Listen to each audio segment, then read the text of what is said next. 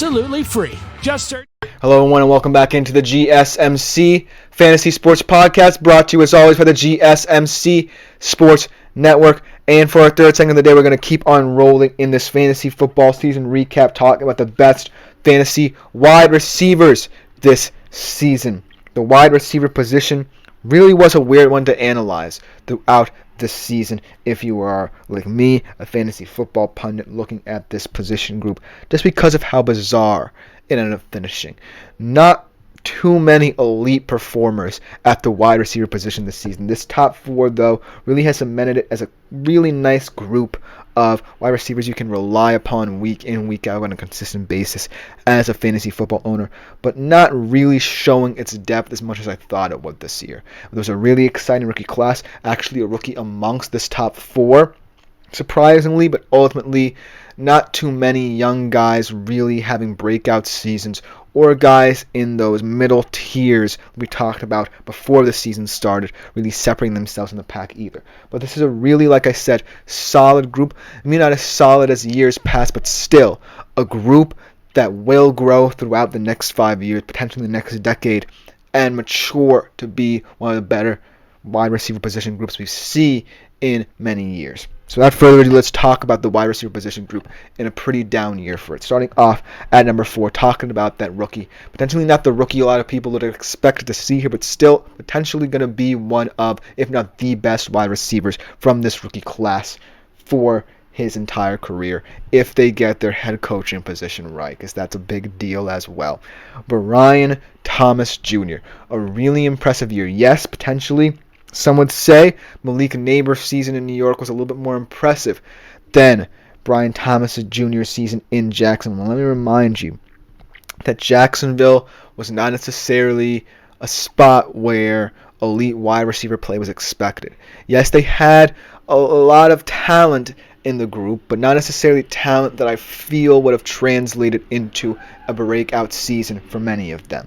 But Brian Thomas Jr. lived up to his draft expectations thus far, and hopefully if they get the head coaching job right, the position right, and Trevor Lawrence gets rejuvenated a little bit, revitalized, he becomes even more of a threat to the AFC South and the rest of the NFL. 11.7 point average this season, 186.7 total fantasy points this season for Brian Thomas Jr. And remember, he was doing most of his good work with Mac Jones at the QB position. So if you can do that with Mac Jones, just imagine with a new head coach and a new offensive scheme, what he can do next year with Trevor Lawrence is one of the best throwers of the deep ball in the National Football League. So kudos to Brian Thomas Jr. for really showing what he can do in his rookie season as one of the potentially breakout stars of the NFL over the next decade or so. Hopefully for Jacksonville Jaguars fans and for this organization, they can get off on the right foot next year in 2025,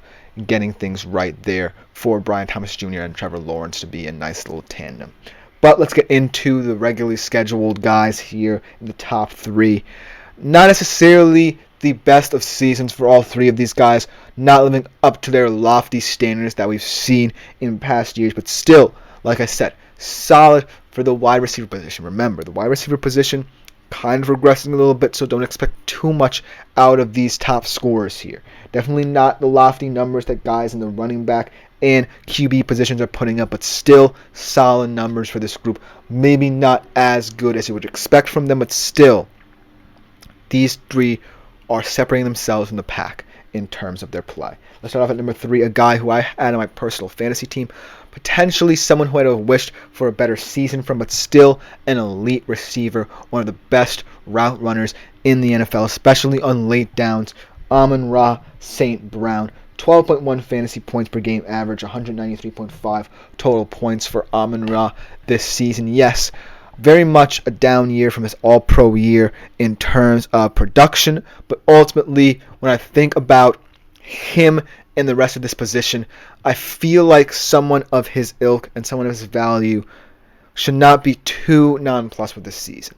Just because I feel like he has the pedigree, he has the offense that can get him into a nice solid groove. They just didn't rely on him as much this season.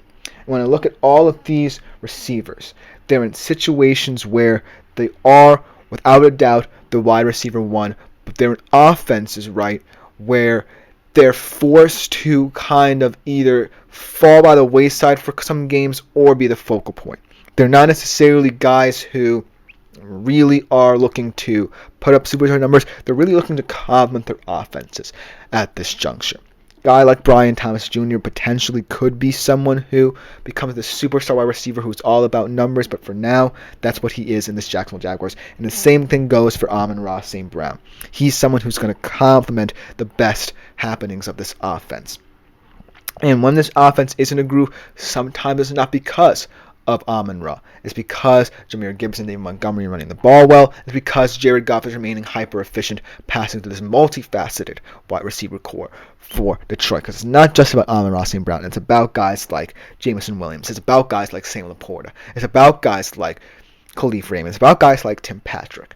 So Amon-Ra may not necessarily be a receiver who's going to be attractive in terms of gaudy stats year in, year out. But he's still someone who's a solid wide receiver for you and will still go very high in first rounds of mock drafts year in, year out because of his status as a Detroit Lion, as someone who can put up any amount of good numbers week in, week out, just because he is in this Detroit Lions offense system is the reason why potentially we could see his numbers decline a little bit year in, year out.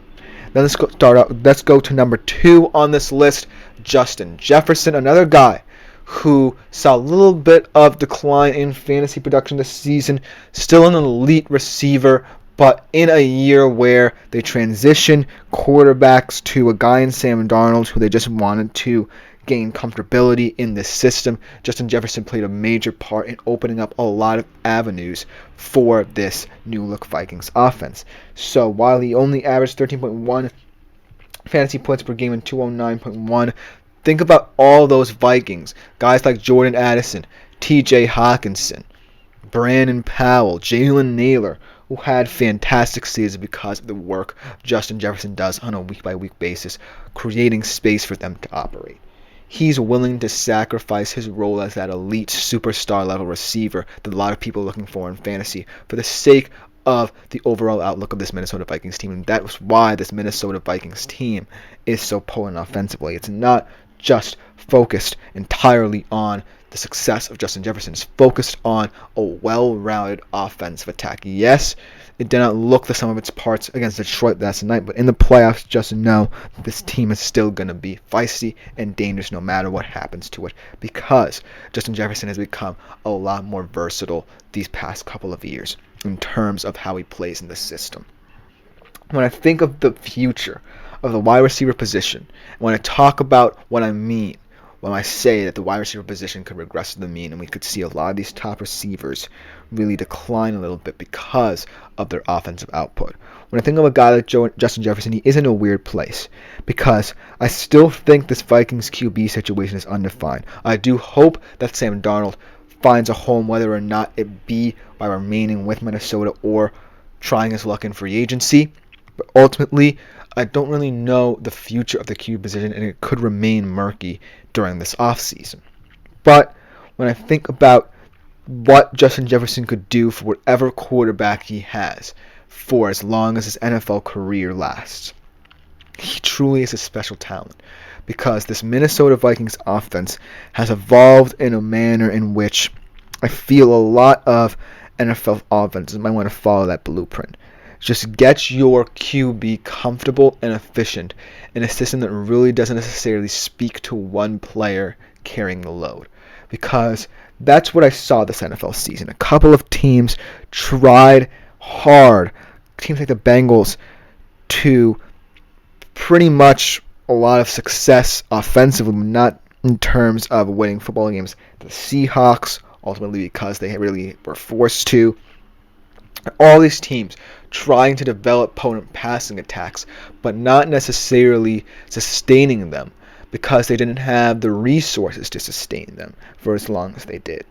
And so a guy like Justin Jefferson, all these receivers are guys who know what it means to be the focal point of their offense, but also know what it means to be in a well-rounded system that brings out the best in their QB. And if those teams continue to succeed in that, these wide receivers, even though they're not putting up the numbers you would want them to, would still give you solid performances because they're in both mindsets, right? They know they can take over a game at any time, but they also know that they have other guys around them who can really step up should they be struggling. So that's what I think about a guy like Justin Jefferson and potentially a guy like Amon-Ra St. Brown over these next couple of years. They're still going to be premier wide receivers, and they're still going to offer you a lot of value. But right now, it's more about team success in the NFL from what I've seen, rather than trying to get the best out of one individual player. And that's the case, I believe, at the very least, for our wide receiver 1 this season, Ja'Marr Chase. And not for nothing, this is no indictment of Ja'Marr Chase or the Cincinnati Bengals offense. It's more of an indictment of how the NFL is working right now. Because, yes, some of the time, passing to win football games works, and it should, because passing ultimately generates more explosive plays, more EPA per play, ultimately is the most exciting aspect of an NFL game week in, week out. But when you look at the Cincinnati Bengals this season and all their success in terms of their offensive output, it's more about, them really struggling to develop an identity outside of that. Really focusing on getting the most production out of their superstar weapons rather than trying to examine what they can do as a whole team. And maybe it stems down to, yes, they had to be forced to pass the football more than they would like, and Joe Burrow was more than capable of doing that throughout the season. But ultimately, it did not stand out because they couldn't necessarily complement their entire team, right? They couldn't compensate for this lack of defensive prowess. They couldn't compensate for, teams matching their offensive output week in, week out, and thus that's why they find themselves on the sidelines this postseason. But Ja'Marr Chase, Triple Crown winner for the receiving this season, 60.3 fantasy points per game average, 260.4 fantasy points overall. So ultimately, a fantastic year for him. He's going to continue to put up big numbers, but in an offense that really, I feel like, should try and at least evolve a little bit more away from just having passing be the focal point of it, because you want to take that pressure off Joe Burrow to get him to a place where Josh Allen and Lamar Jackson are, where they're perfectly complemented by these new look offenses for them. So if they get to that point, then look for Ja'Marr Chase to be one of those receivers who just complements his offense very nicely and is still a solid fantasy receiver. But ultimately, for now, Ja'Marr Chase, if you're looking for that big stats guy, is your guy. Let me know what you think about the wide receiver position in the comments below, because it is a very interesting position to discuss. But coming next, we talk about the tight end position and how wrong I was in the offseason beforehand about the development of this position. We'll be right back.